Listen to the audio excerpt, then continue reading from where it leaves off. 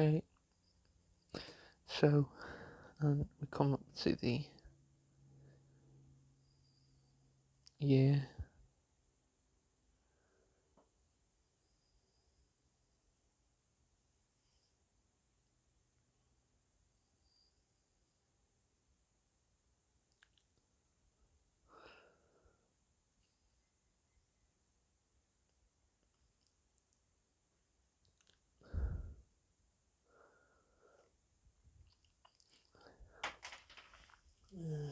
flip.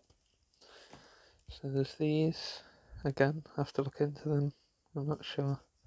Some of them will be 1700s, some of them might overlap with this year, 1800 and 0, and the Napoleonic period, era, if you like. Yeah. And so that'll be for another time, that we'll do more, go in depth, maybe. Do a part 2 on chronometers. Do it, maybe.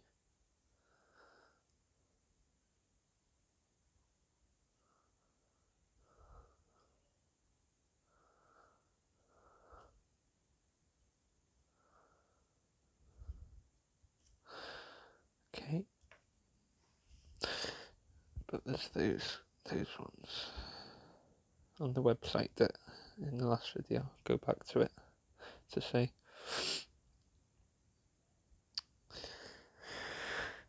Yeah.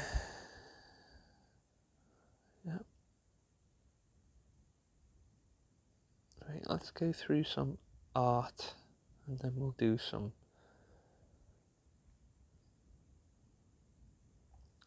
other stuff. So this is before Renaissance. So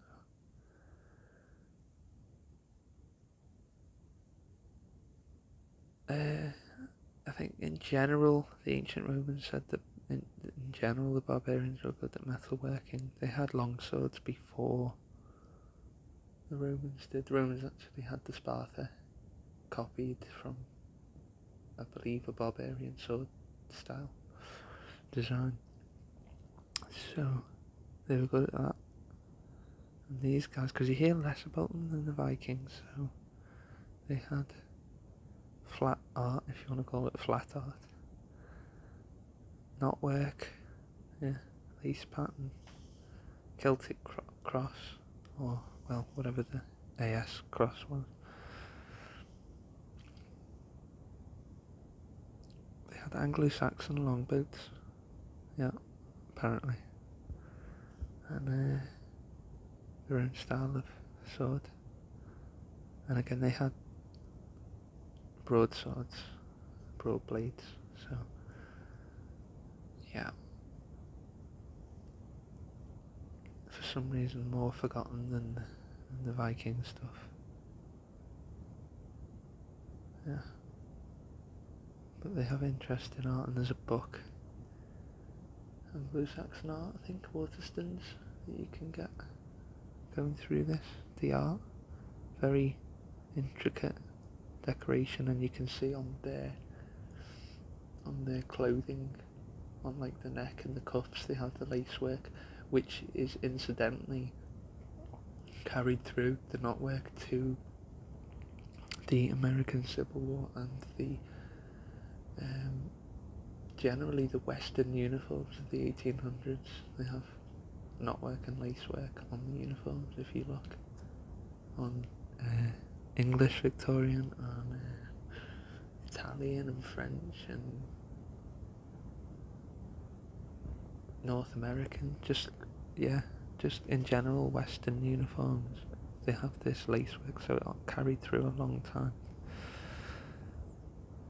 The endless knot, I think, it's a sort of pagan European, whatever you want to call it, symbol. So yeah, that and the book. think the book's called Anglo-Saxon Art, Waterstones. Yeah, so I've had somewhere to write it down. I think the book is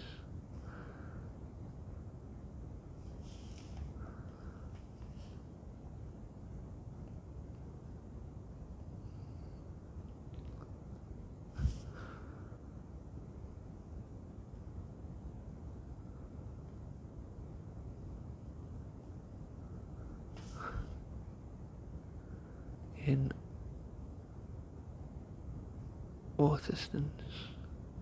There'll be in other bookshops too, and it'll be probably online. That's where I know it from anyway. Yeah.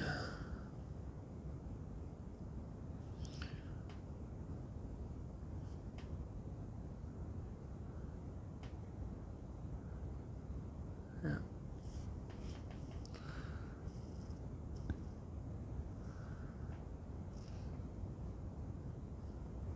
Book, I'll put in brackets book.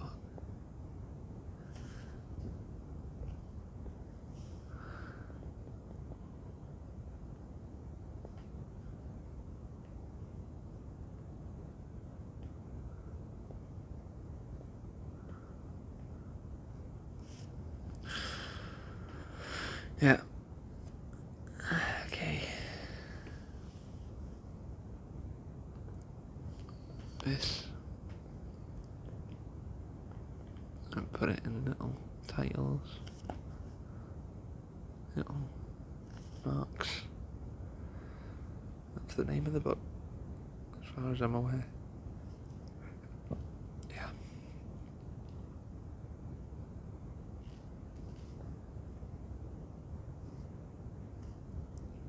Waterstones. The essay book. Okay. So, yeah, just to reiterate, reinforce here. They were metal workers. They had the flat art on their designs on the wall canvases and things. They had it possibly on the... You can see it in Lord of the Rings too. The Egan's Hall, and possibly on the wood pillars they have carvings. Also on the helmets. So the Sutton Hoo and possibly the Valscardi helmet. You can see different... You can see possibly Woden and sort of anthropomorphic animal like gods. You can see it if you close up on the helmet. Sutton Hoo. So and the Valscardi. Well, the Valscardi was, you could say, proto-Viking, so it's like from 600 to something. I think it's the...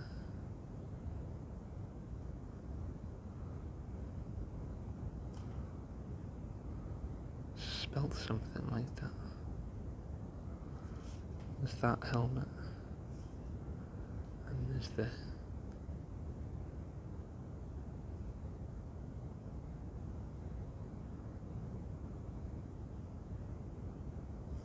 There's that one. And then there's just general ones.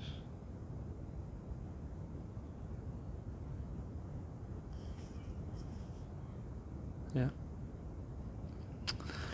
So, and also the swords, which are broadswords. So that brings me on, if we go quickly, a lot of early swords. You'd think cutting swords would be curved. A lot of early, where are we? Broad blades there. A lot of early swords were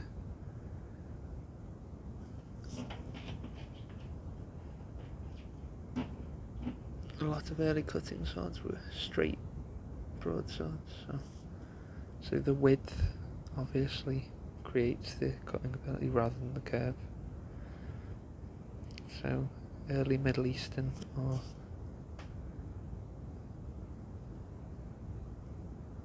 Arabian or Near Eastern. Yeah.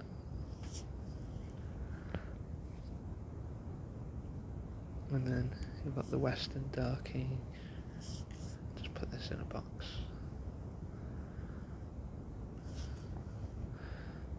Dark Ages in the West, that Saxon and Viking in different styles. And you have the ancient world ones, so like the gladius and certain designs of the labyrinth sword. Minoan, I think, with the grooves in, that's a type of early broadsword. And then the ancient Egyptian have some types of broad blades, and Persian, so you can find them. So that the wideness, the broadness, creates the cutting ability rather than the curve, as I say. For some reason that was a very common design early on, before becoming curved broadswords. Yeah, straight double-edged.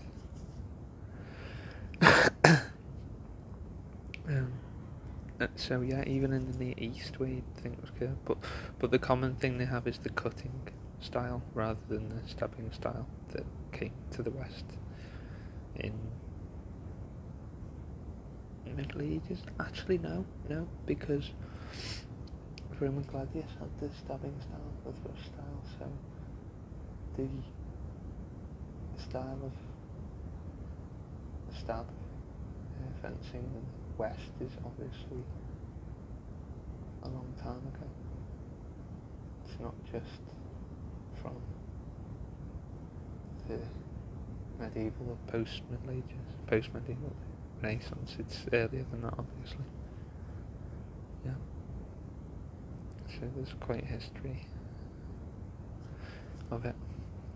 Stab style or thrust fencing in the West, so yeah. Okay, horrible to think about, but there you go.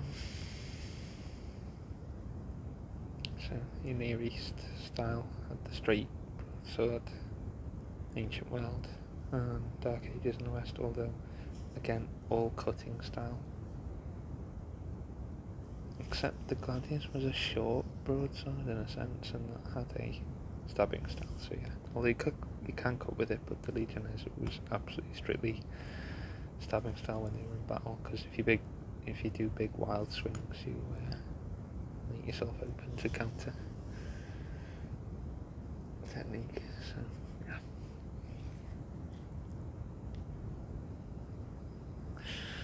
So yeah, broadswords, very common. I'll have to look into more of it, but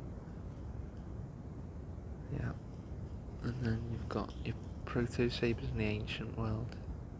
Pause if you need to, probably spelling that wrong. I think that one's Persian or Greek. Like a cutlass, it looks a bit like the 300 sword, but maybe Egyptian or Persian, I'm not sure. Again, Near East perhaps or something. And again, I'm probably spelling it wrong. I feel like it begins with an A though. And then proto-handguards. That one, like a proto-basket hilt, that one. Almost. Or a floating basket hilt. And then the copis with the chain guard and proto-D guards. So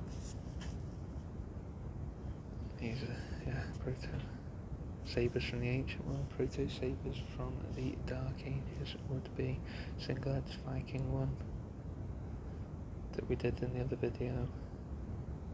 The long sacks or the sword sacks, Charlemagne's sword. Yeah. Came from originally Central Asian nomads. Light cavalry. Hit and run. That's where it's meant to have come from, Central Asia. And yeah, the Dark Age time period. So yeah, these are sort of proto-single edges of the Dark Ages and those of the ancient world. Although that one curved, but I think double-edged, but was curved. Yeah, various designs. Some had an angular, some had a more smooth curve, I think. So depends. That one's a Hittite, I think. The Egyptians actually adopted it from another culture. That one is a barbarian coppice or something. Maybe the Celts or the Iberians or something. I think a barbarian version of the coppice. The coppice ancient Greek.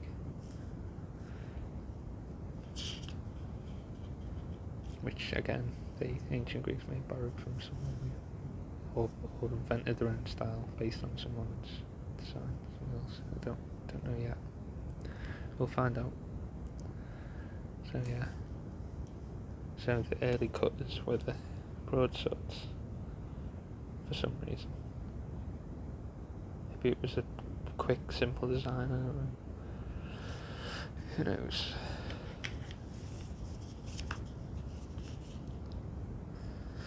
So let's come on to art in the...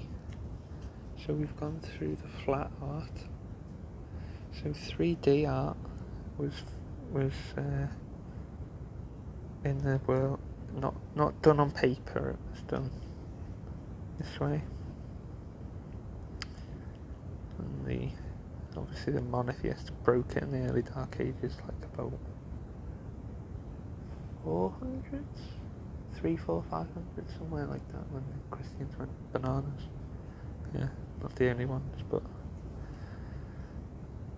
early Christians, should I say, but yeah, the monotheists went nuts. Yeah, with the Puritans' behaviour, and scratched and defaced, and yeah, nice, right? Not really though. It's in the book, The Darkening Age. Again, you can get out most things. So.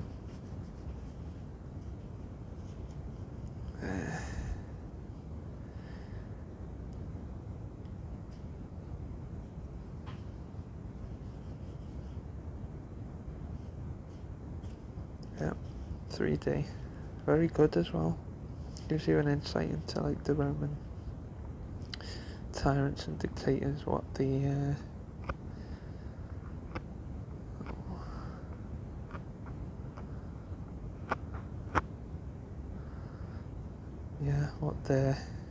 what they were looking like.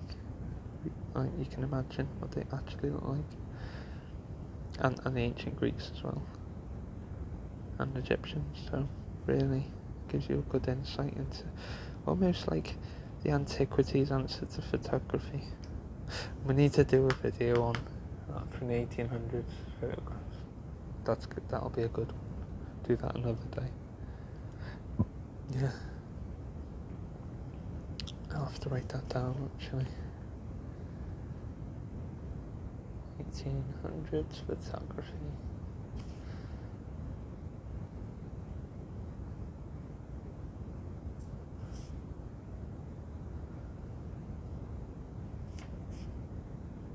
Let's put that in the box. There we go. Just so I don't forget it. So, yeah. Ancient world, 3D art. The antiquity equivalent of photograph, and gives you best insight into what they look like. Then really fascinating to think about as well, isn't it? And should we do Eastern philosophy books? Yeah, go on. Quickly. Book of Five Rings, Musashi, Miyamoto, Art of War, Hagakure, Samurai 1 Japanese, so the top and the third one is Chinese here.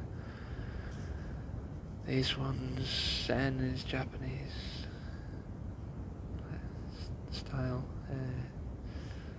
so really just think about, because I don't know about these, so just think about Hagakure, Five Rings, Art of War, Zen, know a tiny bit about, minute bit there. That's it really. Done a brief look into it. That's it. So there is in here Arjuna, I think, as far as I know, and Krishna, if I'm getting it right. I feel like it's the Upanishad. Yeah. So yeah, we'll go into more detail maybe another day on there. And I got that book and I've read half of it, and I've done the audio book of that twice, and I've got the physical book of that cousin gave me that I've read several times. It's a quite interesting book. Yeah. So, totally different experience, Eastern. So what? Philosophy, so when, can we show you, when people say philosophy by itself, they mean Western philosophy. Yeah, they don't mean all philosophy. They mean Western philosophy when they say philosophy by itself. In the same way as these people, when they say this, they mean normal people. They don't mean all people. They mean normal people. Yeah. As in, all people go to parties, or all people wear fashion clothes. Yeah. No, normal people wear, fashion stuff. Normal people go to party, like sort of solipsism, if you like. Yeah. But that one is the same as when Westerners say philosophy, meaning Western philosophy, not all philosophy. So in Eastern, so in Western science, they would say they know everything, say about bats or about the organs of bats. Okay, so it's more feminine and more intuitive and much more fascinating for me, and always has been. So how about, can it tell you what it's like to actually be a bat? It can tell you about their lungs or their teeth or their eyes or the mechanics of it, but what's it like to actually be one? Yeah, interesting thought, isn't it? Yeah, I've always thought like that. And you can apply that to everything. Asian elephants, kangaroos, jaguars, South America. My favourite cat. We need a video now as well. So yeah, direct experience. DE, direct experience.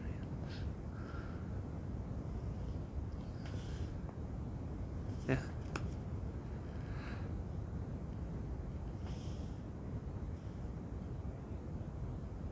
Or what's it like to be anything really that you don't know? Direct experience, right? Zen. This one is good because it combines Eastern philosophy with the physical world of martial arts. So it's again metaphysics with, and non-physical meets the physical realm. Yeah, the interface, the fascinating stuff. Yeah, so. And let's get onto this really super quickly. So,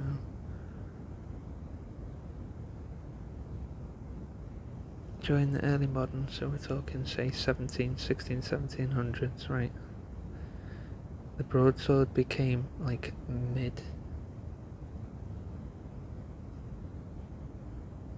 medium width. Yeah.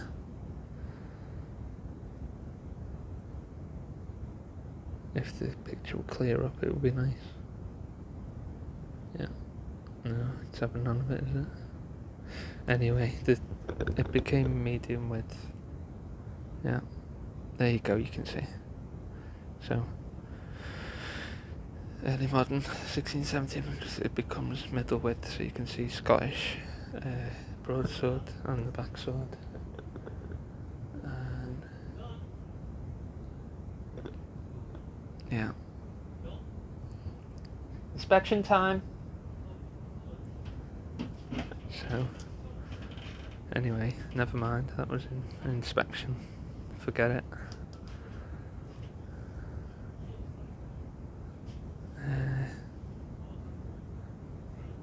So yeah, because with technology things can become more compact. So the width becomes medium width rather than large width. Yeah. The thickness, I'm not sure about. I don't know if they compensated with thickness. Yeah. So you got the backsword and the broadsword, and the Scottish had the Scottish backsword as well. Yeah. Possibly a fully single-edged and single-edged with a false edge side as well. So yeah, it would just be interesting if the false edge was at the front, so if you had your false edge at the front, so if it was like this kind of sword with your hatchet point on your, say you've got your D guard with your hand grip, and your pommel, I'll just put that in dark, the pommel. So you've got your D guard, your hand grip, right, and your Western habaki, if you want to call it, quillions, whatever you want to call it, langet. Yeah, I'll just put a scribble on that. So you can call that whatever you want. Picasso, Western, habaki, langet, this. Yeah. That, Western habaki. Pommel. Guard. And a grip. And the hatchet point. So imagine that so let's just say for the top third,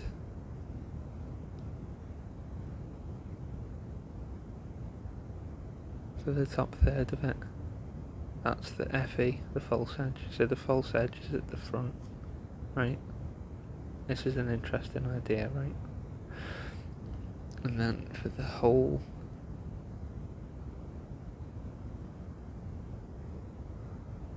of the back side, the back blade, imagine that was the long edge.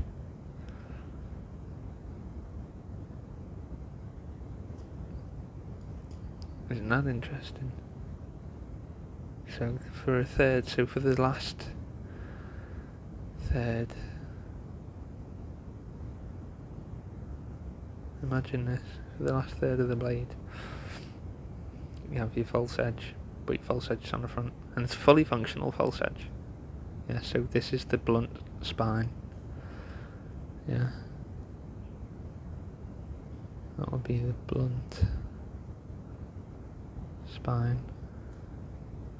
Yeah. All there until the last third, and then a false edge on the front. Or the flat spine if you want. Yeah. However you want to call it. Yeah. Very good to think about. Yeah. You could also have a same with the sabre, with the curved, you could have the false edge on the front again, would make it fascinating. And the long edge on the back. Just be fascinating to experiment with, something you never ever see done or talked about or investigated into. Yeah, you just never delved into, but it's very interesting. Yeah, clean that arrow up, there we go, and clean that one up. Okay, so see if we can find anything on there again.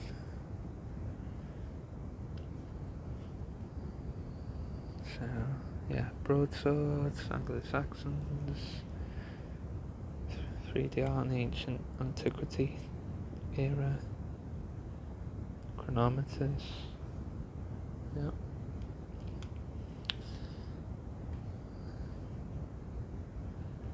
Proto-sabers, yeah, So what we did in the video. Do we have time to go through the Lord of the Rings sword? Alright, maybe we've got 1 minute, super quick. Okay, Gandalf has a Hema staff or a quarter staff, Western staff, whatever you want to call it. This is interesting. Also, he has a two-handed sword, which I don't know the name of. Then there's the Vigo's character's sword. So he has the first two-hander, and then in the third film, the Anderusil, I think, in the third film. Yeah, the ancestor sword that's reforged. And then there's a lot of elf swords which I'm really into. So we'll put the elf sword. We'll write that down, and we need to go through that in a video. This sort of bit like quite Eastern style, actually. The elf swords had Hafang and Thranduil's blade, and the elf Nagamaki sort of sword staff, sort of half grip, half sword kind of thing. High elven warrior blade, that one. So there's various elf swords, and then there's the one, the Orcist as well. That's two-hander, single-edged two-hander, with straight spine and then the curved front edge. But we do elf swords because they absolutely, and I think of them possibly had maybe my favourite. But these are just great swords. Yeah, and a very Zen style hilt, not huge crossguard or huge, anything like that. Very plain style, but very nice, very good wood decoration and wood finish. And yeah, very Zen style hilt, but I very like, and generally single edged. So I like these swords a lot. Yeah. Yeah. Okay. So yeah, for another video, I'll do the Lord of the Rings sword and the elf sword, which excellent. Yeah, absolutely excellent. And those ones, part 2 there, and probably more into broadswords, cutting swords, early cutting swords, and also Victorian photography from the 1800s. Yeah, black and white, because this is going to be good. Yeah, and we can do cog work and clockwork.